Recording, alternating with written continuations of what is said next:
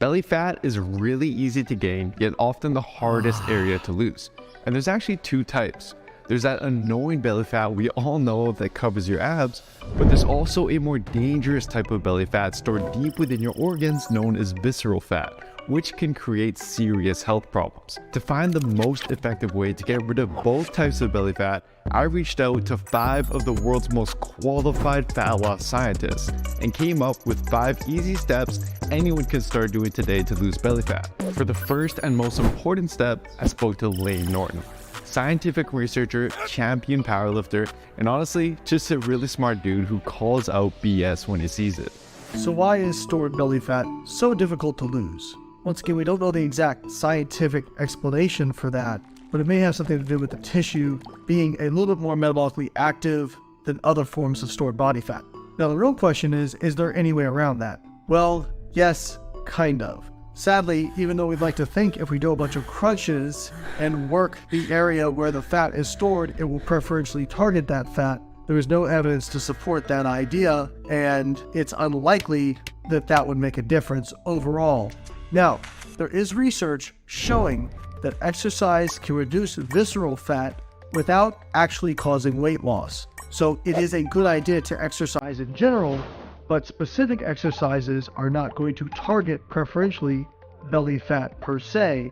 I know people don't want to hear this. The real key to losing belly fat is just getting into a caloric deficit consistently and doing it for long enough. Now, the most effective way to create the calorie deficit Layne talked about is by modifying your diet. That's where our next expert comes in, Alan Aragon. Alan is one of the world's top nutrition researchers and educators with over 30 years of success in the field. He recommends first, find out roughly how many calories you're eating a day. Next, find out how many calories you should be eating to lose fat, which you can do by using the free calculator I've made over at builtwithscience.com/calculator. Then simply try to close that gap over time with most of your foods coming from the following sources. You have to be eating the foods that you like and look forward to. People have an idea of what their 20 favorite foods are. That's honestly, that's what they should be eating. That's what they should be eating. And people freak out when they hear that, but hey man, if you love the foods that you're eating, you're gonna stick to your diet. It helps to have an awareness of the food groups as well. Yeah. Because when I say your 20 favorite foods, I mean your 20 favorite foods that are reasonably healthy choices across the food groups. And there's 6 of them. There's the meat or the high protein group.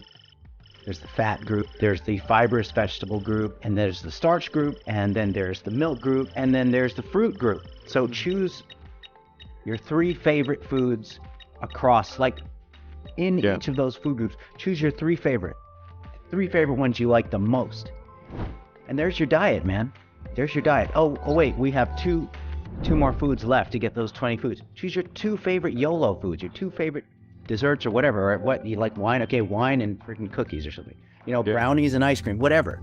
Yeah. And that's a healthy diet right there that'll hold you down for life and not just a dieting phase. I love that approach. I've never actually heard somebody put it like that. But now what about protein intake? How important would you say protein intake is for losing belly fat, just losing fat in general? Protein intake, adequate protein is crucial. Among the macronutrients, it helps you preserve muscle mass. It's the most potent thereof because muscle mass is protein. And this is sort of a side thing that's a little bit trivial, but protein has the highest energetic cost of processing within the body.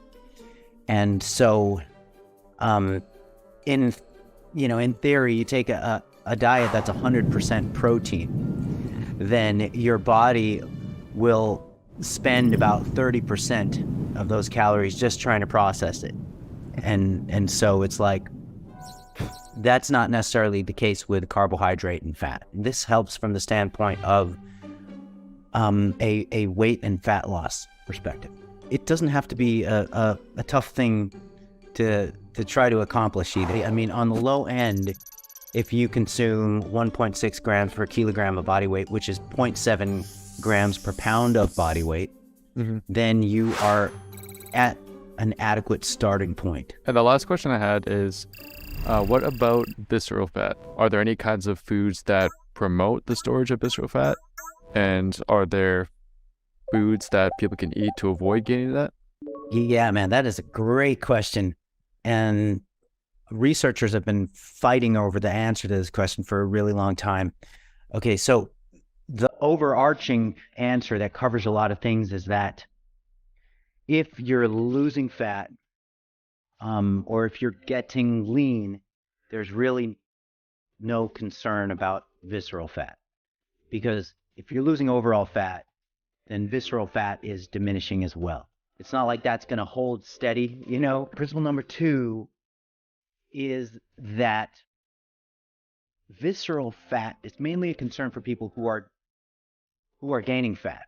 And there's actually a study by Rosquist and colleagues where they compared what types of dietary fat most influence visceral fat. They compared a polyunsaturated fat source with a saturated fat source. It was a hypercaloric experiment, where the subjects were eating more calories, and the saturated fat-rich diet, that resulted in greater visceral fat accumulation than the polyunsaturated fat-rich diet. All right, so you've got your nutrition plan, but now let's talk about exercise. As Lane mentioned earlier, exercise can burn off that dangerous visceral fat even if you don't lose any weight. But the right type of exercise can also help you avoid regaining belly fat as soon as your diet is over. To explain this is Eric Trexler, pro-natural bodybuilder and published scientist with a PhD in human movement science. So usually when people are trying to lose belly fat, they automatically think that they have to do a bunch of cardio. But how about resistance training? Like, how important is lifting weights for someone who's interested in losing belly fat? So I'd say it's really important. There are some major benefits of resistance training if you're trying to lose belly fat, and really just trying to lose fat in general. So first of all, if you're lifting during this fat loss phase, there's a very high likelihood that you are going to reduce the amount of muscle loss that occurs during that weight loss. And that can be great for 2 reasons. So a lot of people who don't lift weights and just do fat loss, they often find that they end up looking more skinny and less shredded than they were hoping at the end. So retaining muscle can be great for maintaining definition. There's also been some really good research in the last couple years indicating that the more muscle or the more lean mass you lose during a diet, the more hunger you tend to experience later on, and the higher likelihood that you're actually going to regain some of the fat that you lost later. Right.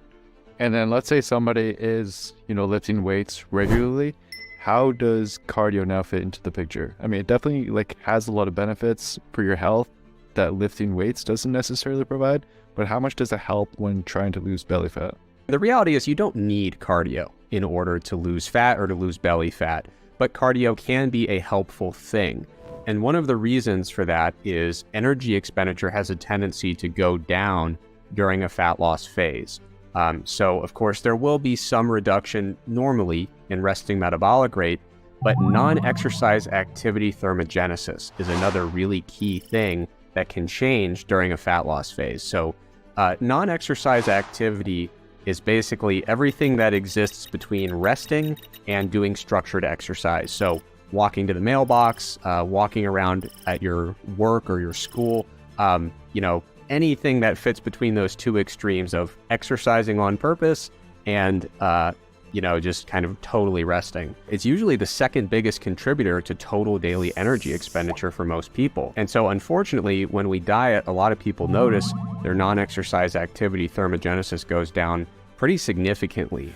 So cardio can be a really helpful thing in keeping your expenditure higher when that non-exercise activity starts to go down over time. So you're just trying to kind of keep things steady by adding some cardio to the mix. For some people, it's even just purely behavioral. We might just say, hey, use the stairs instead of the elevator and park at the back of the parking lot instead of the front. So everything that gets you moving counts. But even with proper nutrition and exercise, a recent 2022 study found there's an often overlooked variable that can still prevent you from losing belly fat. To explain this study is exercise science professor and body composition researcher Bill Campbell.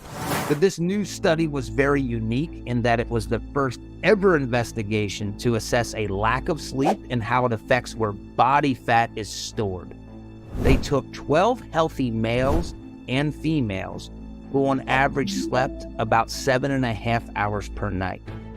They had these subjects live in a research sleep lab and then placed them into 2 different sleep conditions. The first condition was a sleep-restricted condition where they were allowed to sleep only 4 hours per night. The other condition was a normal sleep condition where they were allowed to sleep 9 hours per night. And during this entire process, they were allowed to eat as much and whatever food they wanted to eat. So after 2 weeks in each condition, here's what happened. The sleep-restricted subjects, on average, consumed 300 more calories per day, and they gained about a pound of body weight when compared to the subjects when they were in the normal sleep stage. But here's where things get really interesting. The subjects that were sleep-restricted, they gained 8% more subcutaneous body fat than the normal sleep condition. They only gained about 4%. The other part of our bellies that stores fat is called the visceral region or visceral body fat. And that's the dangerous body fat because that's associated with a lot of adverse health outcomes. The sleep-restricted condition caused an increase in 11% of this visceral body fat. In the normal sleep condition, they didn't gain any. Now, again, we would expect they ate more calories, they gained a little bit more body weight, so we would expect a little bit of a gain in body fat, but not nearly to the extent that we saw as it was localized to the belly region, to the abdominal region. So this study suggests that there may be a link to sleep restriction leading to overeating, which causes a gain in body fat that is preferentially stored in the belly region. So my takeaway from this is to make sure that you prioritize sleep. I would suggest that you get about 7 hours per night and that you do not overlook the importance of this. Now, I know some of you might be thinking, okay, well, the subjects were overeating. What about if I'm still in a calorie deficit? Does sleep still matter as much? And that's a valid question. And a 2010 study actually tested this. Researchers put 2 groups of subjects on a weight loss diet with the same amount of calories. The only difference was one group slept 8.5 hours per night, while the other group slept only 5.5 hours per night. The result? Both groups lost a similar amount of total weight. Both groups also did lose some muscle because they weren't lifting weights. But the well-slept group lost 1.6 times less muscle and lost 2.3 times more fat than the sleep-restricted group, suggesting that a lack of sleep alone may in fact lead to more muscle loss and less fat loss during a diet.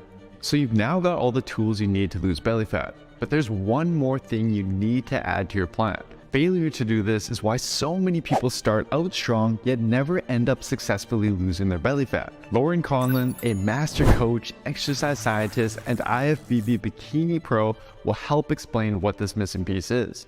All right, let's go through what commonly happens. So a client is going to obsess over losing belly fat, even if they've seen some changes on the scale or seen improvements in other areas of their body. Since there hasn't been much change in their belly fat, they're going to feel like what they're doing isn't working or it's not happening fast enough. Some clients are just going to give up right then, while others are going to slash their calories or increase their cardio.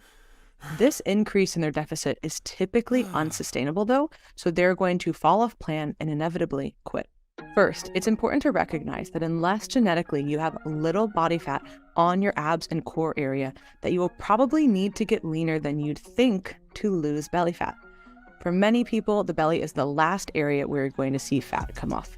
But in the meantime, you can pay attention and be proud of the progress that you've made in other areas like your face and your shoulders and your legs, and trust that if you remain patient, that eventually you'll start to see more and more progress in these problematic and stubborn areas. Second, take multiple measures of progress. You can use scale weight and measurements as quantitative feedback, but we also want to look at qualitative feedback, such as how your clothes are fitting, how you're looking, and how much better that you're feeling. Don't just obsess over your belly. And lastly, and probably most importantly out of this entire video, be patient and recognize that you're usually quitting right before it gets good, okay? It doesn't matter how perfect your program is. Unless you are patient and remain consistent, you are shortchanging yourself and your results. You owe it to yourself to make this change. So don't give up, follow or create a great program, adjust it when it's necessary, and take your time. Your belly fat didn't get there overnight, so you're not gonna lose it in a few weeks either. I want to give a huge thank you to all 5 of the experts who helped with the video. Guys, these 5 truly are the best of the best. I've been following and looking up to them for many years, ever since I started my own fitness journey, so being able to interview them and share their work with you guys is such an honor. And I've put links to all their social media websites down below so you can go give them a follow. And if you're interested in joining a science-based plan to transform your body as efficiently as possible, just take my free quiz at builtwithscience.com and I'll let you know what program is best for you and your body. Give this video a watch next for an exercise plan that can help speed up fat loss, and I'll see you next time.